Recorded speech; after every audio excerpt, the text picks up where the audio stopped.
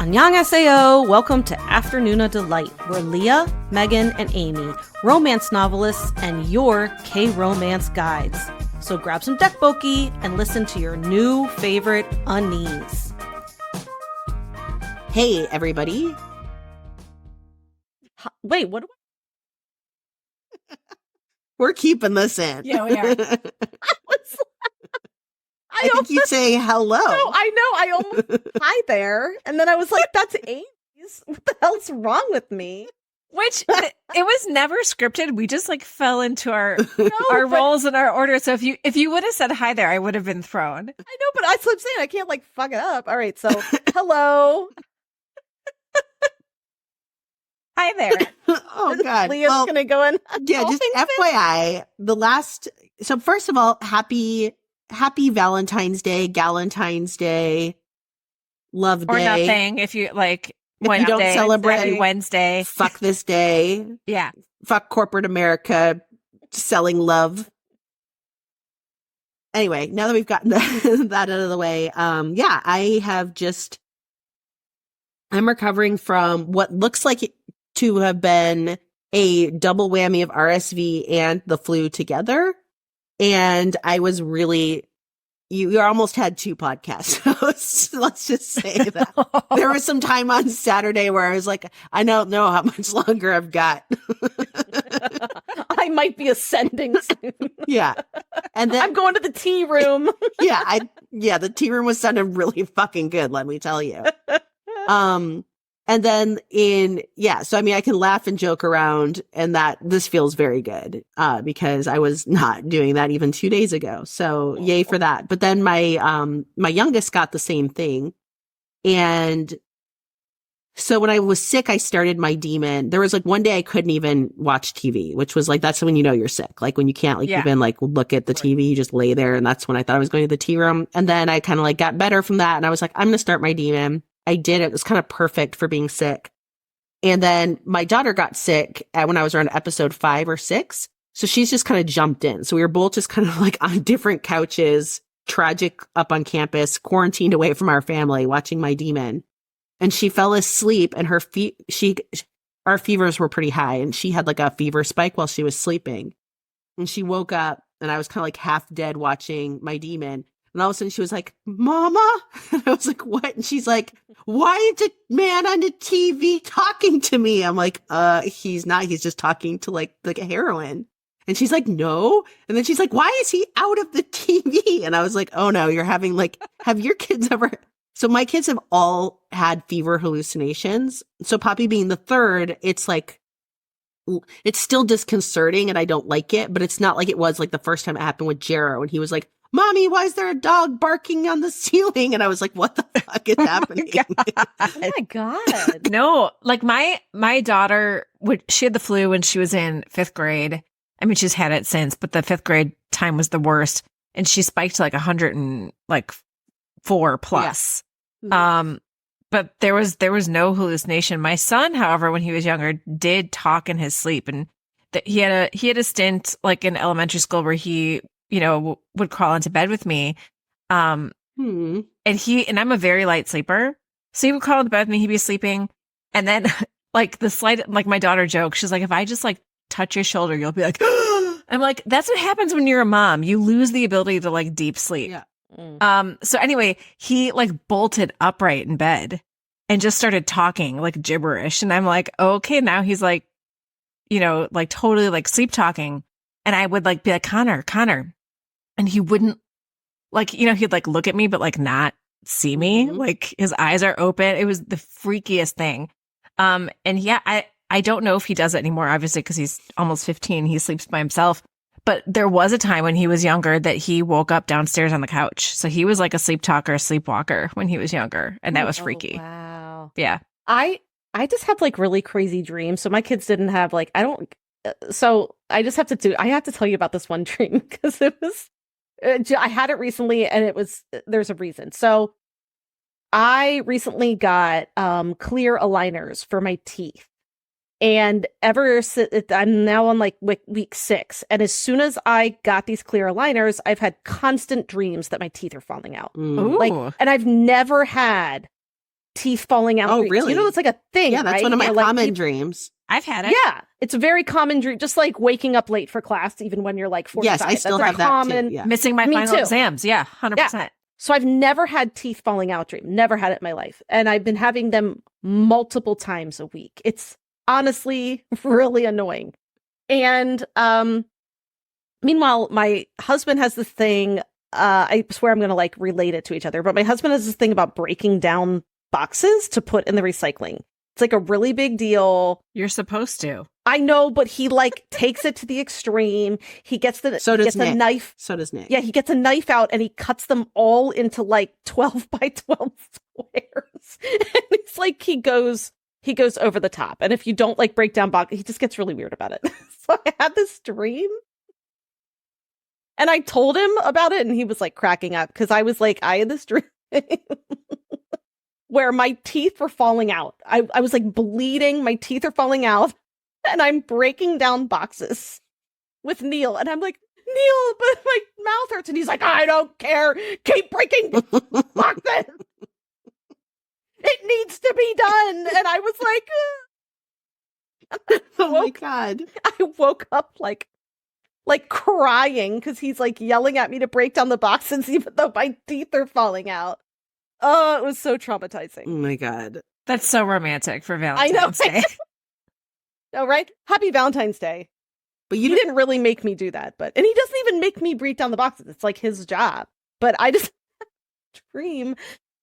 Anyway, all that to say, off topic, but all that to say is I'm glad you are well, Leah. Because that was several days. You were like completely out for the count. Yeah. Yeah, I was not exaggerating. And I feel weird because like at work too, people would be like, are you better yet? And I'd be like, well, and my husband, like my Nick would be like, are you better today? And I was like, he would just have me like, be like, what? Why do you need me to be better? I can't get better. And he'd be like, Jesus Christ, okay, goodbye. Like, I'll see you when I see you.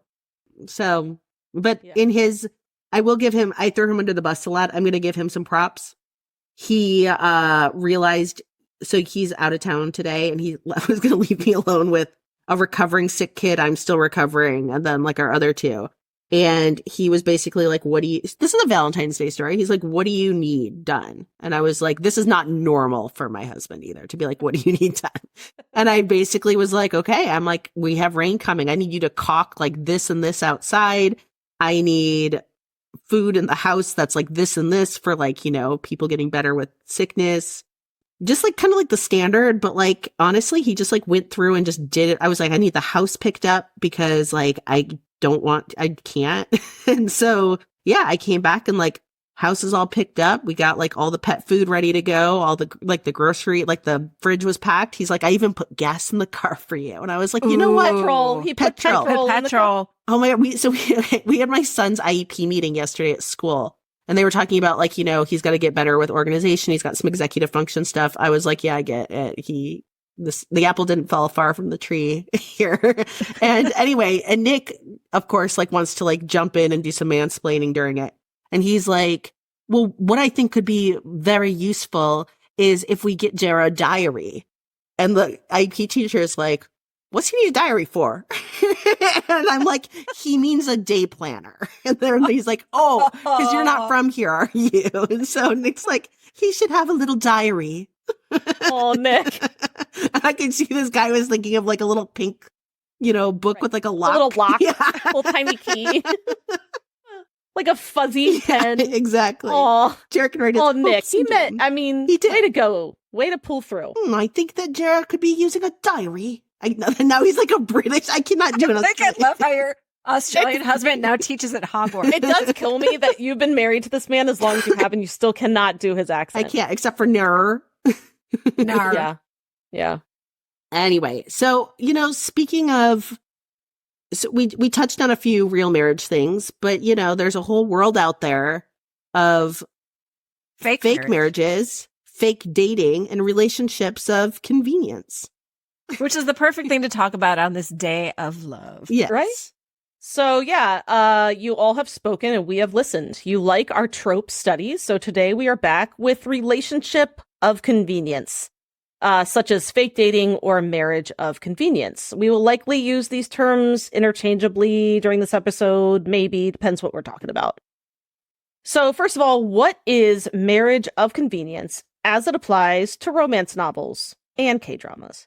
A 2023 Book Riot article by Allison Doherty describes the marriage of convenience trope as this. A marriage of convenience is defined as any marriage that occurs for reasons other than love or affection. There are many political, economical, or social reasons that can motivate a marriage of convenience. The main thing to remember is that this type of marriage is inspired by practical reasons and not romance. Historical marriages of convenience often feature a hero who needs to marry in order to have an heir or to receive his inheritance, and a heroine who needs to marry to save her reputation, help her family, escape a less desirable marriage, or gain independence. So I know that focused more on marriage of convenience and not fake dating, but do you have anything to add to that definition?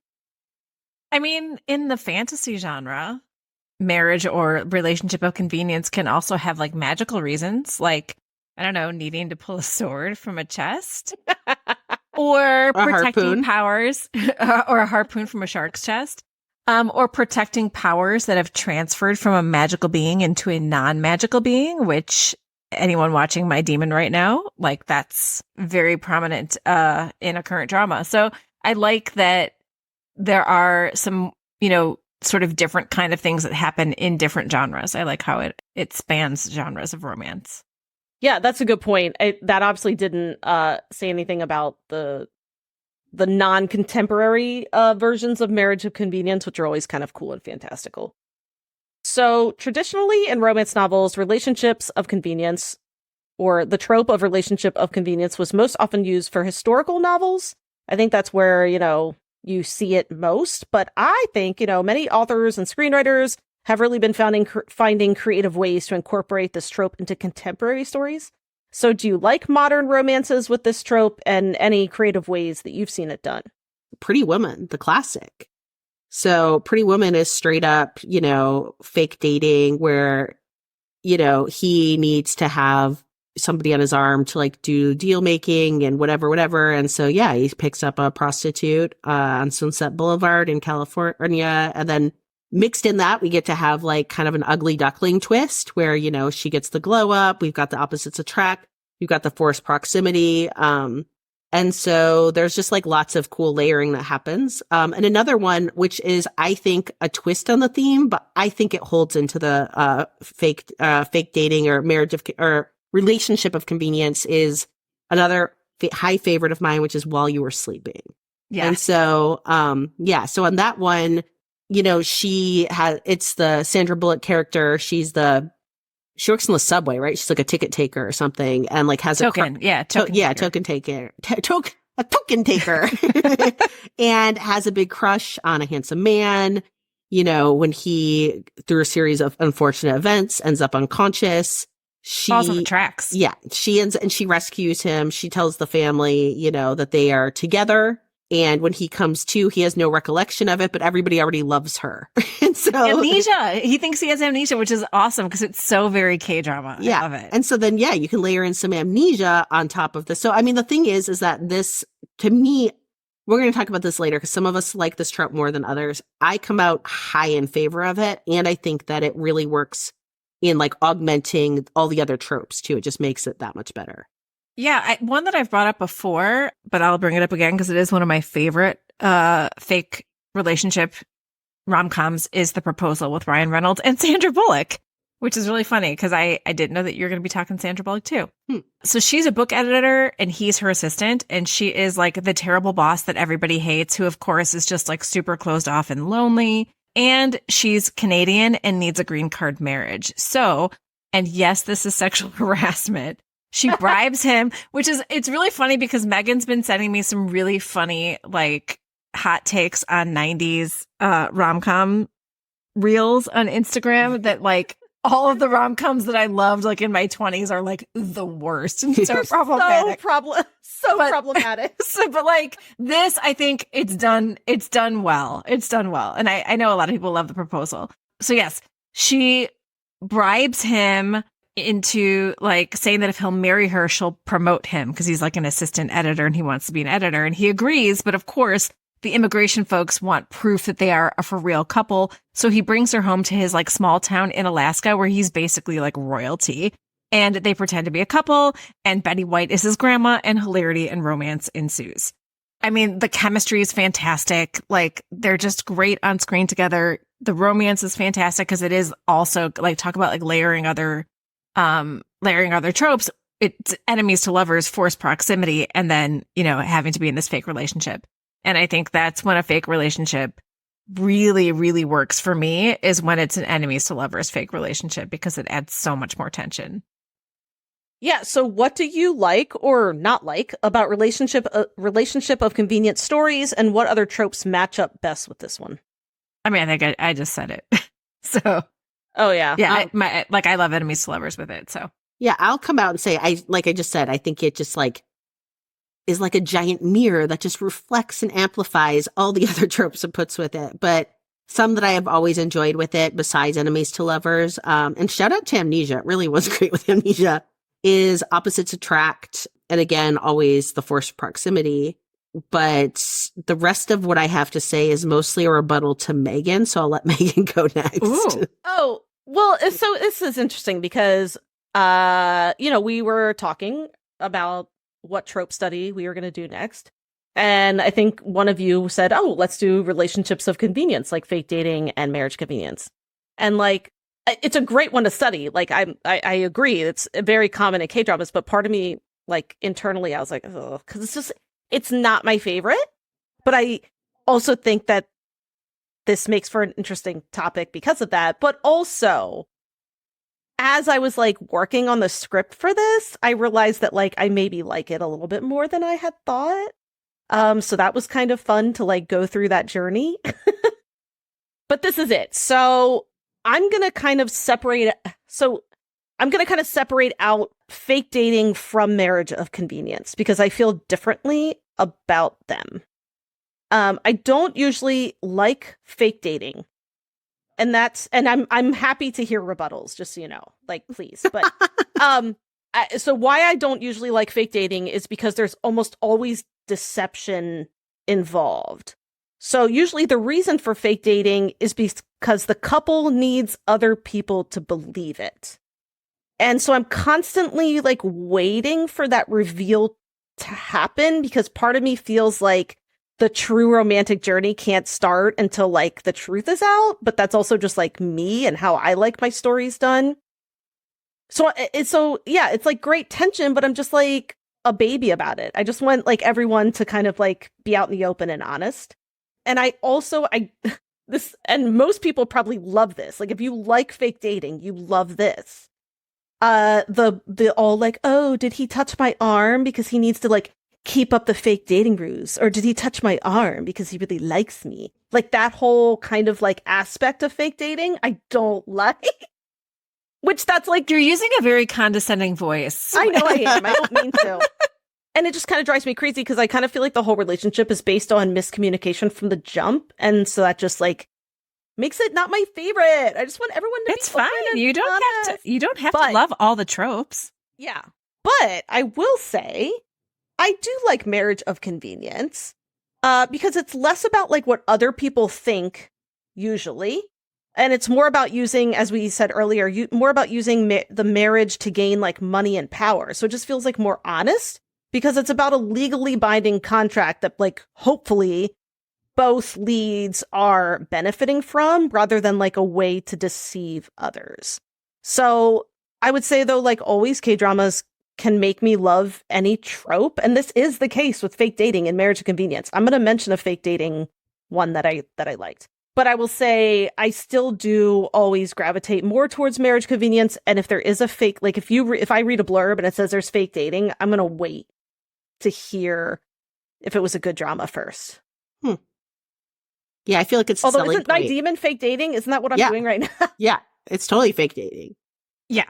But I guess, so this is the thing though, again, K-dramas can make me love stuff because I like the reason they're fake dating and My Demon, because again, they're not really doing it to deceive others. They're doing it because they they like need to for like a supernatural reason. Yes and no. And she also needs it for the inheritance. Yeah. True.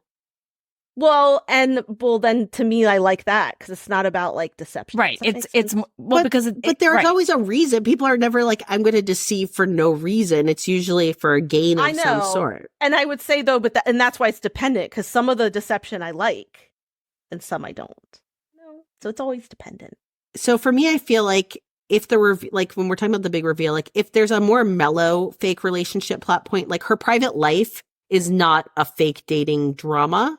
However, there is a fake dating like B story that happens for a few episodes. Right. And so for those, I'd say I'm a little bit more take it or leave it simply because like the whole drama is not kind of like hinging on that. And so I find that I'm slightly less interested when it's like that. But for something, that's when I like it more. See, yeah. So for me, something that's more like because this is my first life, I was much more invested because it was like one of the main tropes of the drama. And I felt like, but the discovery of it, like the fact of like people discovering that it wasn't real or whatever, like that didn't feel to me like the conflict in the story. The conflict felt like it was like their emotional journey. Right. And I liked because this is my first life too. So I'm saying K-dramas find a way. Maybe I'm still like left over from like 90s, like She's All That, or did they fake date and She's All That? I don't know. Like 90s rom-coms, like I'm like traumatized from.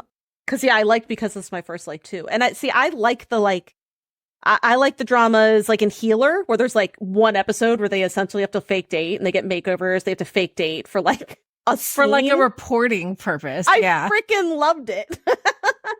Yeah. I love that like little brief time because then they got to see each other in a different way. Yeah. Mm-hmm. Yeah. So, okay. So any books you like that are about relationship of convenience? So one that I read fairly recently, which is one of my favorite romances that I've read, I think, in the past like 12 months or whatever, is Happy Place by Emily Henry. I mean, I love all of her books, but this one really got me. I'm just going to read you the blurb because I can't say it any better than the blurb does. And it's like, talk about, like, I told you, I love it when it's enemies to lovers. So Harriet and Wynne have been the perfect couple since they met in college. They go together like salt and pepper, honey and tea, lobster and rolls, except now, for reasons they're still not discussing, they don't. They broke up 5 months ago and still haven't told their best friends, which is how they find themselves sharing a bedroom at the main cottage that has been their friend group's yearly getaway for the last decade, their annual respite from the world, where for one vibrant, blissful week, they leave behind their daily lives, have copious amounts of cheese, wine, and seafood, and soak up the salty coastal air with the people who understand them most. Only this year, Harriet and Wynne are lying through their teeth while trying not to notice how desperately they still want each other. Because the cottage is for sale, and this is the last week they'll all have together in this place.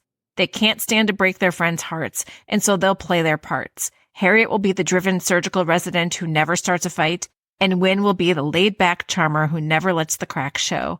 It's a flawless plan if you look at it from a great distance and through a pair of sunscreen-smeared glasses. After years of being in love, how hard can it be to fake it for 1 week in front of those who know you best? This is like right up. I can see this. You love this. Oh my God. Second chance at romance, sports proximity. And Emily Henry's books are always like as much like rom-com as they are like super emotional. And this one just got me. It was so good. I think I read it in like a day. Yeah, I didn't know what it was about. I've obviously heard of this book. But as soon as you like read she's that, done like, beach read and book lovers, like, all those. People you meet on vacation. Yeah. Yep. Read them all. Yeah. So I'm laughing because like this was pretty upbrow and now we're taking it to a different direction for my recommendation.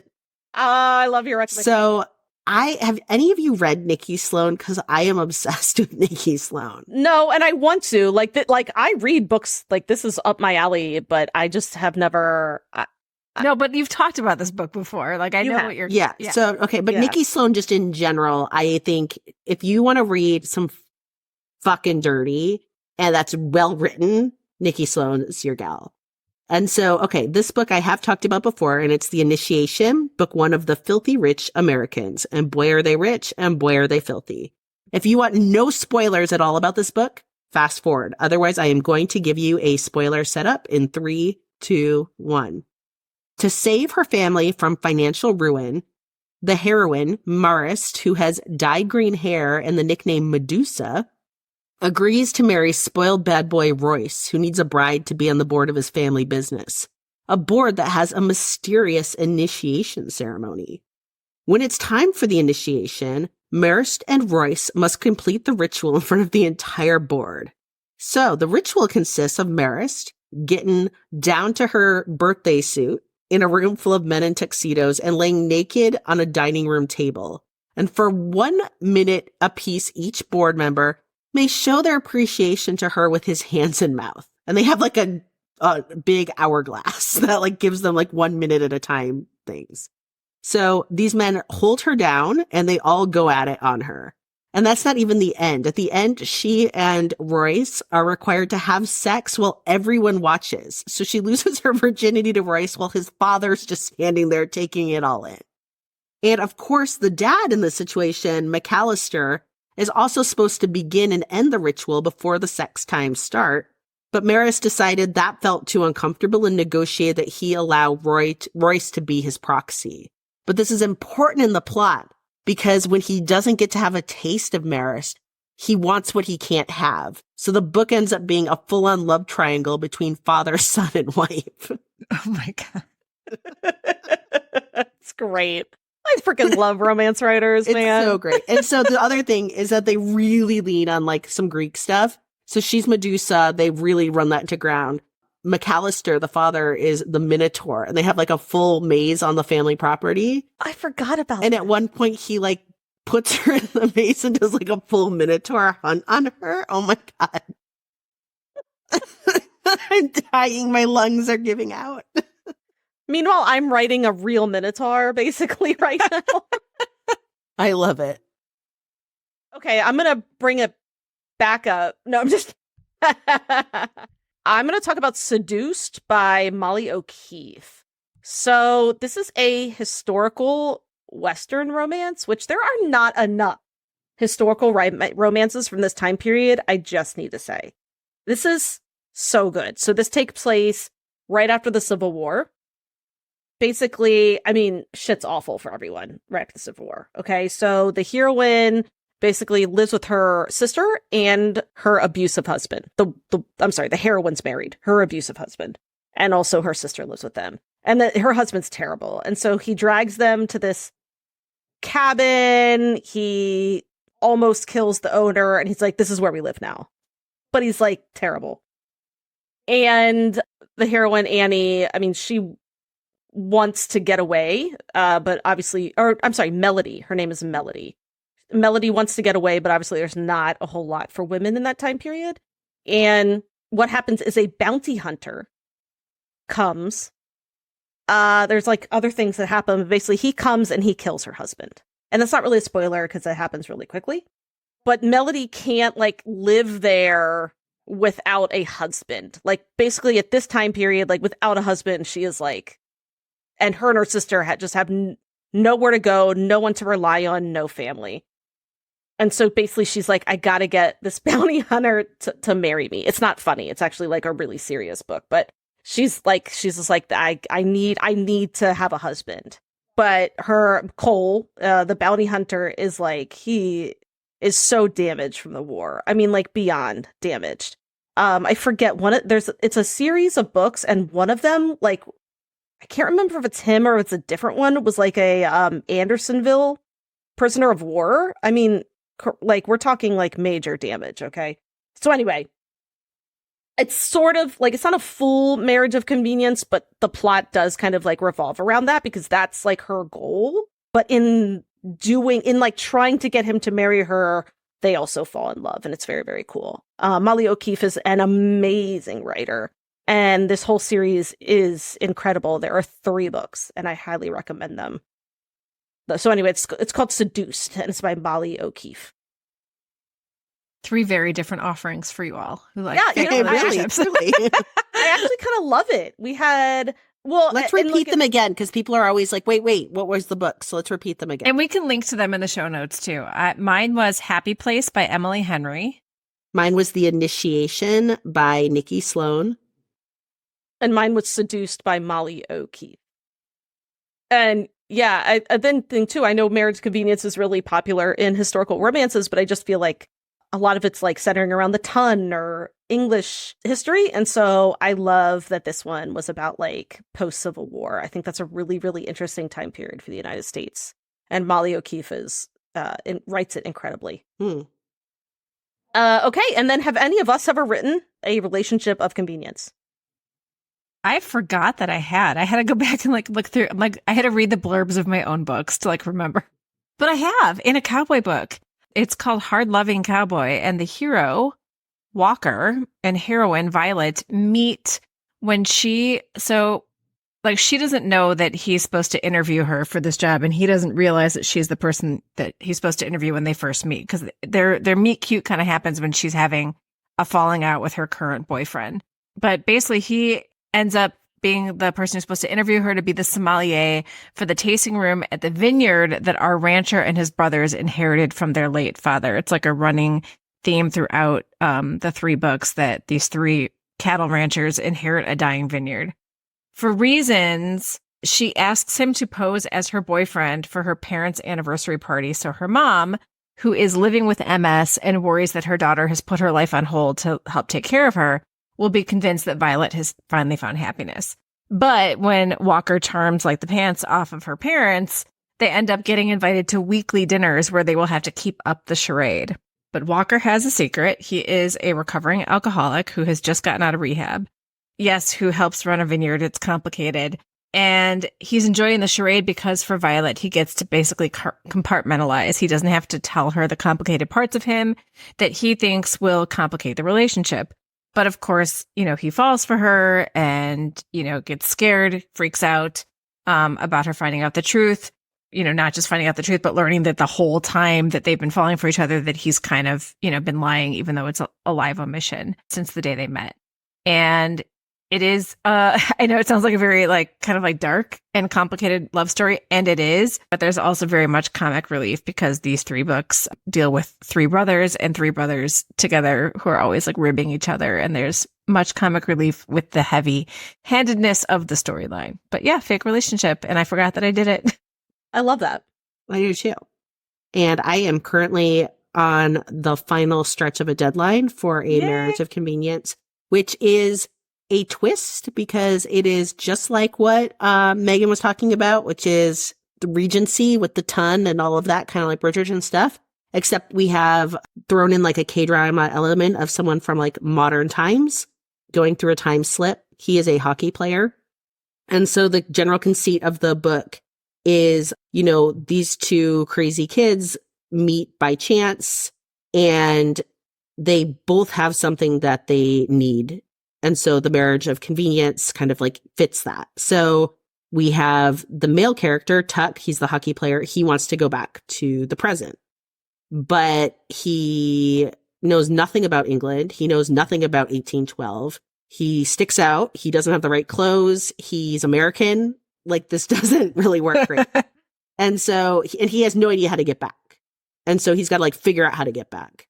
So she is getting a lot of pressure to get married because that's seen as how you're going to have value as a woman. She wants to be a writer. She's very independent. And so her dream that she jokes around with all of her friends is that she wants to be a widow, because if you're a widow, you get to have all the respectability to kind of do whatever you want to do. You can live by yourself. You can do whatever you want to do and nobody's ever going to bother you or say you're a burden, make you look after the poor aunts, all that kind of stuff. But she's also I don't want to be a murderer either. And so they realize oh, we each if we elope and get married, he can be with me at all times because we've got a respectable reason to be together to figure it out. And then when I figure out a way to get him home or, we solve this mystery and get him home, I'm just going to say he died. Then I get to be a widow. Win-win. So that's the nexus of their marriage of convenience is she's basically you get to make me a widow. And that's fantastic. It's the best reason. See, I love it. I love that type of marriage convenience. It's it's super practical. They're mutually benefiting each other. They go into it willingly. But it could also easily lead to hijinks. So I love that. Surprise, surprise, I have not written You haven't written the trope that you have so much disdain for. Tell, I don't really have disdain for it. I know you don't. I know. And to be honest, I haven't read that many. So that's why I kind of like struggled a little bit. But then and that's why my book rec wasn't like full marriage of convenience, but it's like it's marriage of convenience adjacent. I tried to think, and it's like, so all my contemporary books, I don't think I ever did fake dating. I never did marriage of convenience. And my alien books, I kind of write like the same species, and like a big part of their species is they like don't lie, and they wouldn't fake that. That's just like not part of their values. And also I write pretty much like insta lust and insta love, and they're pretty much the right away. They're just like mine. So like there's no she's old.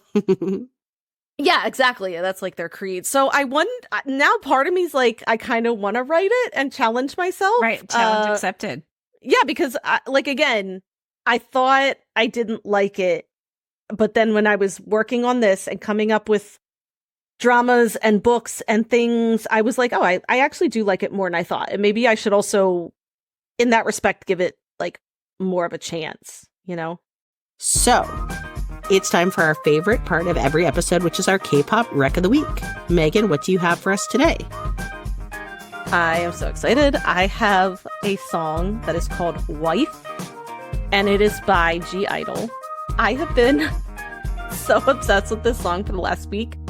I keep singing it, and my daughter is so annoyed with me because the lyrics are, look, G-I-DLE has been kind of criticized a lot of times for their English lyrics. Are they a little off and like maybe don't fully, I don't know, mesh well? Sure, I don't care. I think G-I-DLE is in on it. They're in on it. They're self-aware. They know what they're doing. And so when they get criticism, they kind of just like lean into it, and makes me love them even more. So the lyrics of this song are just, they're amazing. Okay, it's just ridiculous. I was in the car today with my daughter, and I was like, I cook cream soup, taste is cocoa loco. And my daughter's like, stop it. Stop it right now. You're not cool. Stop. And I was like, I clean your room. It's so twinkle, twinkle. Like, that's the words. The lyrics are just, it is such a catchy song. The music video is extremely simple, but the dancing is really fun. Just everything about it I love, because again, it feels like the group is like self-aware. They know what they're doing. They know this is like a catchy, kind of like viral-ish song, and they nailed it. I love it. Go G-I-DLE. So it's called Wife. I promise if you go and listen to it once, it'll be stuck in your head for a week. So you're welcome, and I'm not sorry. I love it. It's so twinkle, twinkle. Want me your wife, but she is. Okay, let's go. If you enjoy our podcast, you have our patrons to thank, at least in part. Afternoona Delight Patreon allows us to keep creating content for y'all to enjoy. Thank you so much to everyone who is supporting us there. And not to brag, but our Patreon community is pretty awesome, and you can join at a tier that feels good to you. Gain access to fun perks like K-drama posts, monthly Patreon-only bonus podcasts, and even a live K-drama support group on Zoom. Because we know firsthand what it's like to have no one to talk to about those crazy plot twists, amazing characters, and all those feelings. And look, no one should have to walk that walk alone. So learn more by visiting afternoonadelight.com. That's www.afternoonadelight.com. And hey, while you're on the website, you can check out Afternoona Delight podcast merch, find links to book recommendations, bop along to our K-pop recs, glow up your skin with K-merch recs, find all of our social media, and a link to our email so you can send us recommendations or feedback. And hey, while you're at it, why don't you pop over to Spotify or Apple Podcasts and leave us a 5-star review? It really helps with our discoverability. 감사합니다. Okay, so moving on to more relationship of convenience talk. While we don't claim to be experts in any way on South Korean society, is there something about the culture that lends itself better to the marriage convenience trope or relationship of convenience trope than, say, Western culture or anything Hollywood puts out? I mean, the most of what I know of like Korean relationships is from K-dramas. So please take everything I say with like the biggest grain of salt. Yeah, maybe we should say more. Is there something about K-drama. K-drama culture? Yeah, Yes, K-drama culture. Yeah, because I don't know. think We don't know the actual culture. Right. There's a specific aspect to how, like, I would say, Right. like, K-dramas present the culture. Right. So. So, I mean, like, from what I've seen, chaebols are expected to marry for the family rather than for themselves. Like, lots of filial piety in the sense that you must marry someone who is befitting of the family. Like, that is prized above all else, especially love. And just in general, like, finances seem to play a really big part in marriage altogether, based, you know, solely on my drama watching, even if you aren't a chaebol. So I guess because I don't run in any sort of high society in Western culture, I don't know if it happens, you know, in more higher society, but we don't see a lot of it portrayed in, you know, in our entertainment. Unless you're, I mean, if we're going back to like the days of like, you know, watching stuff like Dynasty and Dallas, you know, from the 80s and stuff like that, where it was like, you know, the rich just get richer and you know, only fraternize with the rich. But yeah, I think that we don't see it in our entertainment as much because it's not a prominent thing in our society. Yeah, I thought about, like, because this is my first life, where they get married. Yeah. I mean, there are other reasons, but they get married just because, like, the man and a woman couldn't really, like, live together. Like, that's not, like, proper or whatever. And so they had to get married to be able to, like, just be roommates. And I was like... Right. Yeah. Like, he wanted to have somebody else help pay the rent. Yeah. That was But it couldn't be a woman. Like, he thought she was a man because of her name. And, like, it was... Yeah. Like, that little mix-up was cute. Yeah, but also, like, you know, I think, you know, if we have I think we'd be hard pressed to make that work in, like, say, like a Western show. They'd be like, why are they getting married? Just, like, live together as roomies, like people do, you know what I mean? Right. So that's kind of what made me think of that. Yeah, for sure. And then the other thing I just wanted to mention, and I know very little about it, but it's come up in a few dramas, is rental laws, or like renting an apartment. So like Happiness, and Because of This is my first life, part of it had to deal with like being either able to afford an expensive apartment, or both did, really, right?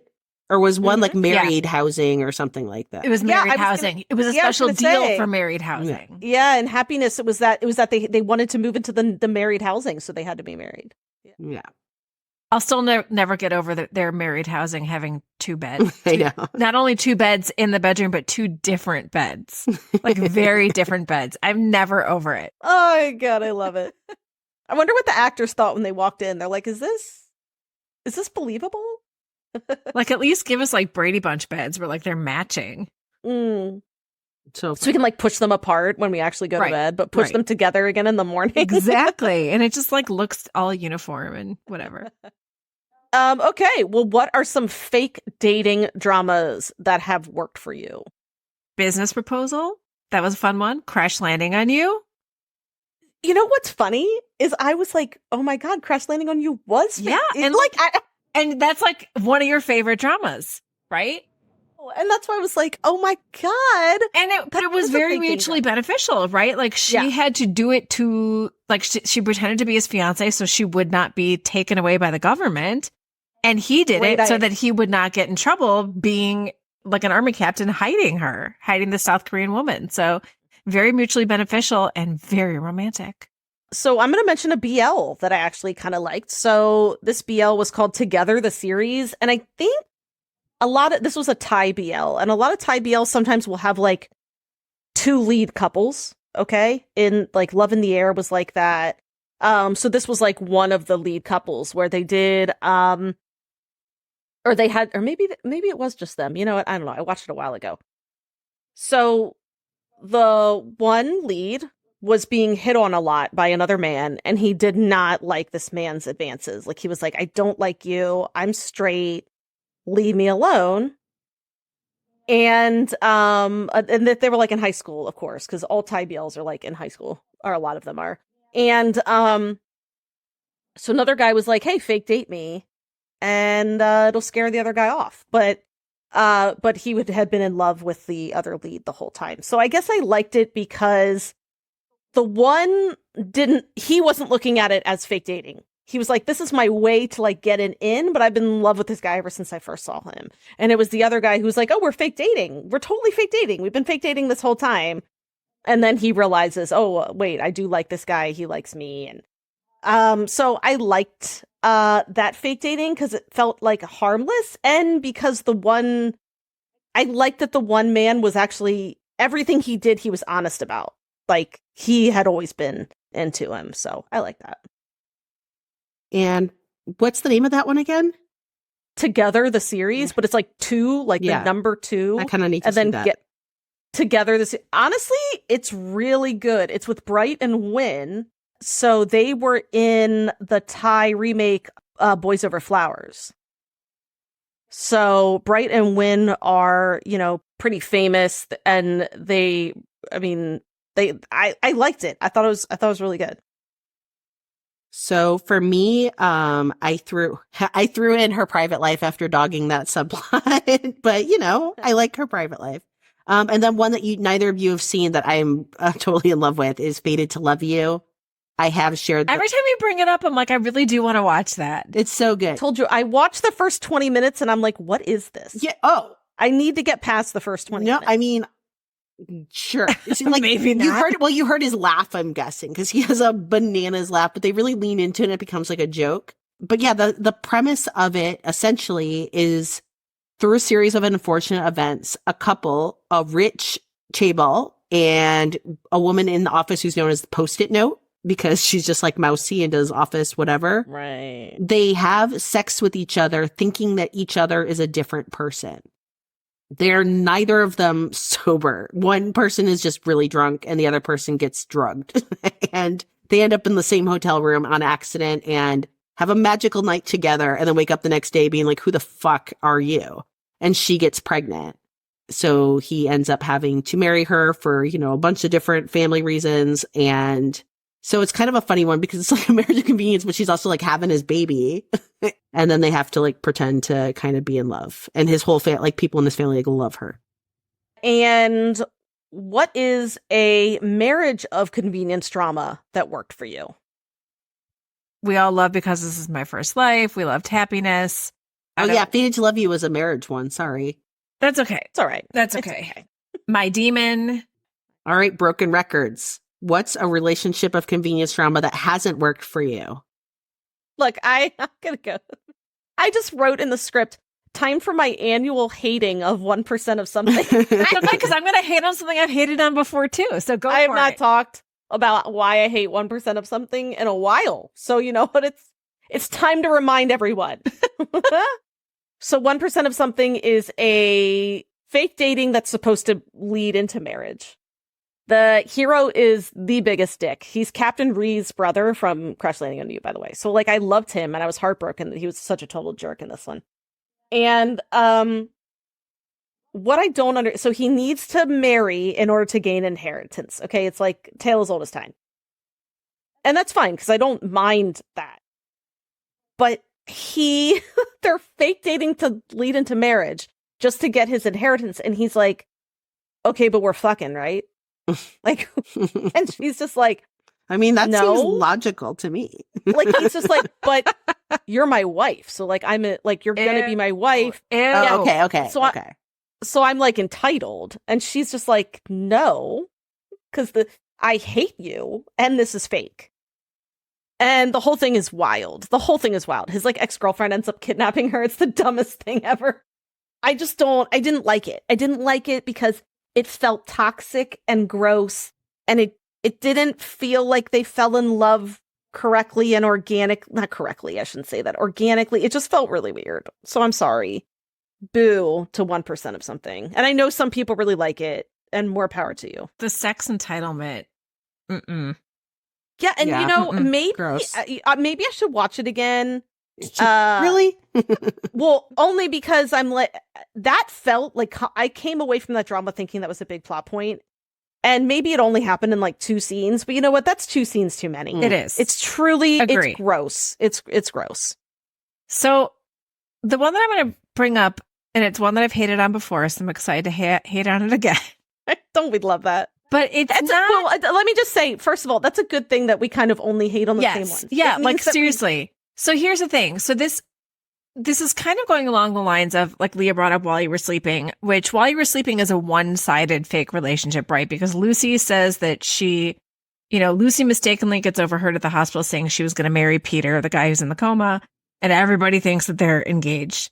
And she plays along with it because she has a crush on him, but he has no idea. In this one, all right, so this is Personal Taste with Lee Min-ho and Sun Yoo-jin. And I watched this surely because of who was in it. Like, even I read the premise and I was like, ugh.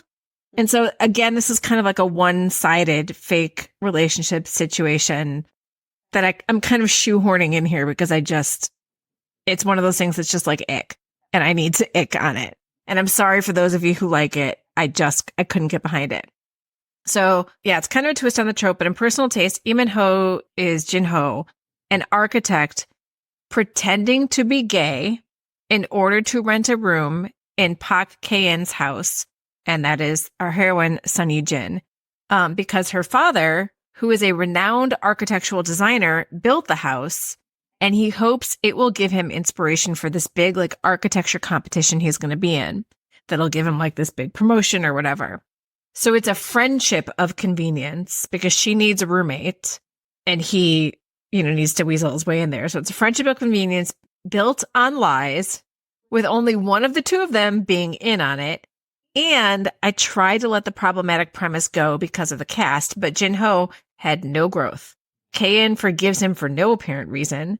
And the only character I felt had a complete arc was Kim Ji-suk's character, Chang Ryol, who starts out as Kae-in's like sleazy ex-boyfriend. It ends up being like a really good dude in the end.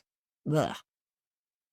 So yeah, it's a one-sided friendship of convenience because he was just weaseling his way into a situation that was it was mutually beneficial because she needed a roommate to help pay the rent.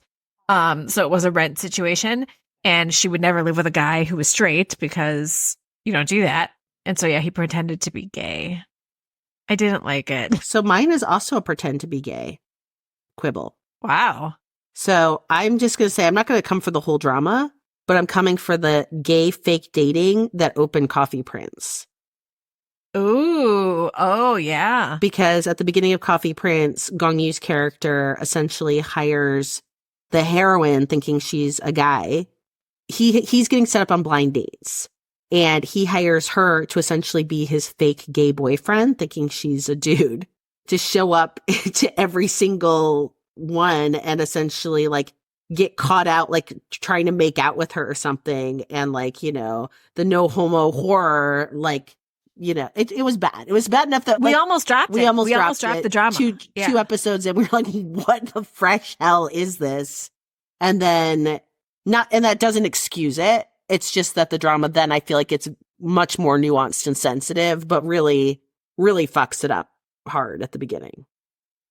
One drama that I forgot to mention that had fake dating that I liked because it wasn't a huge part of the plot. It was late, but it wasn't like the whole drama, is Love to Hate You. So they have a fake dating. I still have to watch that one. I know. And this isn't really like a spoiler, but there is like a fake dating portion of it because there's like a gay rumor about him and he's not but it didn't come across to me like I didn't get homophobic vibes. He was just like, it's not true. It's not true. But it was like gonna ruin, it was like messing up his career. And especially when you are like an actor in like the middle of a show, there's like a lot of people's job like depends on like this actor to not like, shit the bed.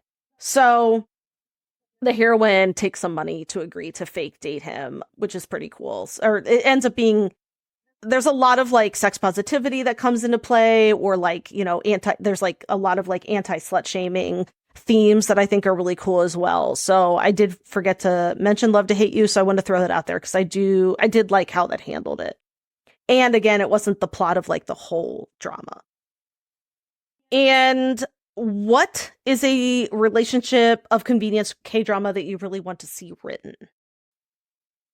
So I think that, we've kind of surmised throughout talking about tropes that I love Second Chance and Enemies to Lovers together, right? Which is why I think I really loved Happy Place so much because it was Second Chance, Enemies to Lovers, and they had to pretend to love each other. So I'd like to see something like that, like spun into a drama.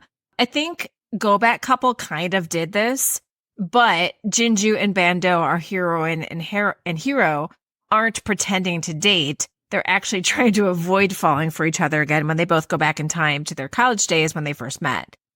So I'd love to see like a fake relationship drama where a couple who is like at the end of their rope, like we saw in Go Back Couple, seemingly hate each other, have to pretend to still love each other, and in doing so rediscover all of the reasons they fell in love in the first place. Also, per our Patreon live chat on Sunday, because you missed this, Leah, dragons. Like, does it need to be a marriage of convenience? Not necessarily. We just want someone riding dragons or a dragon shifter, and then sure, throw in a relationship of convenience trope. Why not? I love it. Let's get a dragon in there. Yeah, we talked a little bit about how in I never will be over this, but Fairy and Devil. Fairy and Devil, how is like the man who can shift into a dragon less powerful than Moon Supreme. But yeah.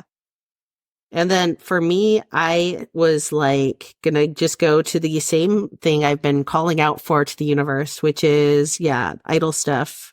I said an idol thing too, but yours is different. Yeah. And so mine was an idol fake dating where there's like a person who's always like the other woman or man in dating scandals, and like, they get paid for it. So basically they're kind of like the beard, or like not necessarily the beard in like the conventional term, but essentially the front for the idol to pursue their real relationship. And so this time though, the idol ends up falling for their fake person. I like that a lot. Love it. So yeah, Leah and I are like a broken record. Like we want like realistic idol romances. So I want more like Duna. I want like realistic that show like kind of like the grind, the trauma, whatever. But anyway, I would love a romance about or fake dating idols from the same agency who like absolutely hate each other. Ooh. And I don't care what gender, just they hate each other, probably male and female because it's Korea. So they hate each other, but they each have really big separate scandals. Like I don't know, the one like mom stole money, the other one, what I don't know. The moms are always stealing money. The moms are always they are terrible mothers. Anyway, so in order to cover up their like other bigger terrible scandals, the agency is like, you're gonna fake date. You're gonna fake date for like a month. Let's have that. Yeah, for publicity. That's gonna be the scandal. And so they have to like spend all this time together as like dating idols. Maybe even like Dawn and Hyuna when they had a song together. They have to do a song together. That would be amazing. And then of course they end up falling for each other. I love it. That's awesome. Why? I don't know why we don't get idol dramas enough. Like, do you know what? Like, I want someone to tell me Duna was that. great. Like, I'll come at anybody who says it wasn't. Duna was great. I just feel like, I just need more of that. Yeah. So anyway, but for me, I was thinking of a member of a group that starts with Frack Frink. And there's an idol in it who I feel like has dated everyone under the sun in different dating scandals. Wait, what group? I don't even know what you're saying. Out. What's that? What was that supposed to? Oh, Blackpink. Blackpink. Oh, I was like, wait, what? What? The fuck is Frack Frink? What the?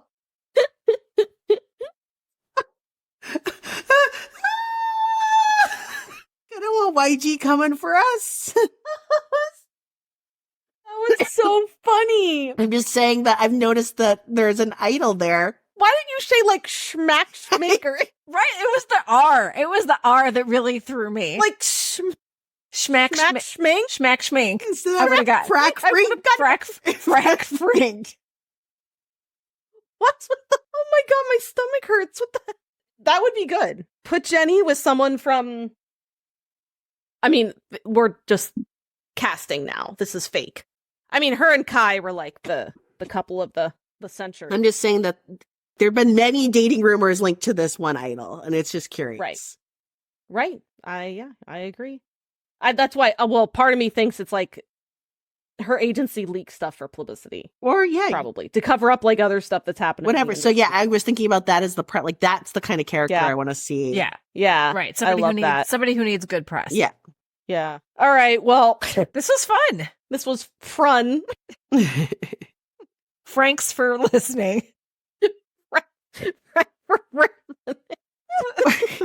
You guys are jerks. I'm sorry. I keep snorting. Well, I mean, when we Okay. said Subway, we're like Schmubway. Like Frack Frank just threw me. Okay? Way. Subway. No, you'd have to be like Frub Frey. That's another thing too. Like just say like schmack pink. Instead you're like Schmutz schmong. That's $5 francs. oh my stomach hurts. Holy shit. on that note. Okay. Happy All right, thanks for Valentine's Day, listening. all. Valentine's Day, whatever. Happy Fralentine. Frappy Valentine's Day. Frappy Frauentine's Frey.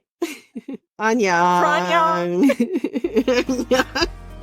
Kamsamnida. Thank you for listening to Afternoona Delight. Where can you find us outside the pod? Head on over to afternoonadelight.com. That's